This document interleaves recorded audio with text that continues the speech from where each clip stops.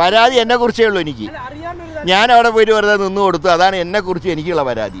പിന്നെ ഇതിനെ ബാക്കിയുള്ളവരുടെ തലയിൽ കെട്ടി വയ്ക്കുന്നതിനാ പരാതി. മുഖ്യമന്ത്രിക്കെതിരെ അതിരൂക്ഷമായ കേരളം ഇതുവരെ കാണാത്ത തരത്തിലുള്ള ഗുരുതരമായ ആക്ഷേപങ്ങൾ വന്നു, അത്തരം വിവാദങ്ങൾ വന്നു. പക്ഷേ എന്തുകൊണ്ടാണ് UDFന്റെ ഒരു സമരത്തിന് പോലും ശക്തിയില്ലാത്തത്? പ്രതിപക്ഷം എങ്ങനെ അപ്രസക്തരാകുന്നു എന്നൊരു പൊതു സംസാരം സമൂഹത്തിൽ ഉണ്ടാകാൻ കാരണം എന്താണ്? അല്ല, ഞങ്ങൾ പറയേണ്ട പല കാര്യങ്ങൾ അൻവറിനെ പോലുള്ളവർ പറയുന്നുണ്ടല്ലോ. ഇനി ഞങ്ങൾക്ക് സമരം നടത്തേണ്ട ജോലി മാത്രമേ ഉള്ളൂ. അത് ഞങ്ങൾ തുടങ്ങുകയാണ് 24-ാം തീയതി മുതൽ. എനിക്കൊരു താല്പര്യമില്ല അറിയാൻ. അതെ, അല്ല അതല്ല, അതിപ്പോൾ ഒരു മറ്റേ എന്താണ്, ഒരു ഫ്ലൈറ്റിൽ ഡൽഹിക്ക് പോകേണ്ടതിന് പകരം അങ്ങനത്തെ ഒരു വണ്ടിയിൽ കയറിയാൽ എവിടെ പോകും? അതന്നെ ഞാൻ പറഞ്ഞിട്ടുള്ളൂ.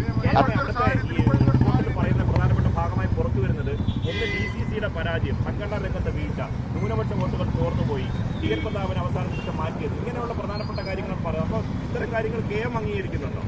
അല്ല, റിപ്പോർട്ട് ഞാൻ വായിച്ചിട്ടില്ല. വായിച്ചാലേ ഞാൻ അംഗീകരിക്കില്ല എന്ന് പറയാൻ പറ്റൂ. എനിക്ക് പരാതിയില്ല, ഞാൻ പരാതിക്കാരനല്ല. ഞാൻ പരാതി എന്നെക്കുറിച്ചേ ഉള്ളൂ. എനിക്ക് എന്തിനു സംഭവിച്ചു എന്നുള്ളതാണ് ഞാനിപ്പോൾ എന്നോട് തന്നെ ചോദിക്കുന്നത്.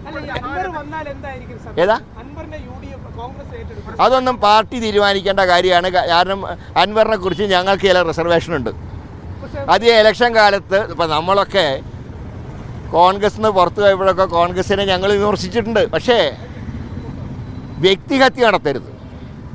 രാഹുൽ ഗാന്ധിയുടെ പിതൃത്വം പോലും ചോദ്യം ചെയ്തുകൊണ്ടാണ് കഴിഞ്ഞ തവണ ഇത്രയേറെ തിരിച്ചടി LDF ഉണ്ടായത്.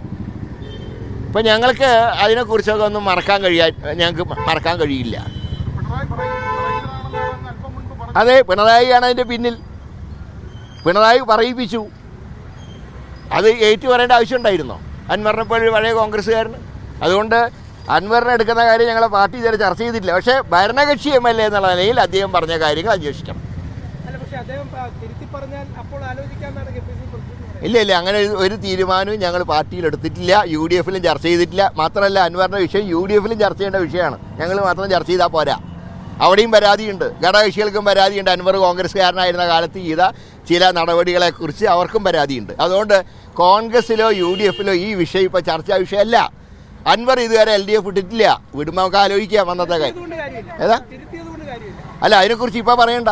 അൻവർ പാർട്ടിക്ക് വിധേയനാവുന്നതാണ് ഇന്നലെ പറഞ്ഞിട്ടുള്ളത്. അത് മാറ്റുമ്പോൾ നമുക്ക് അന്നാലോചിക്കാം.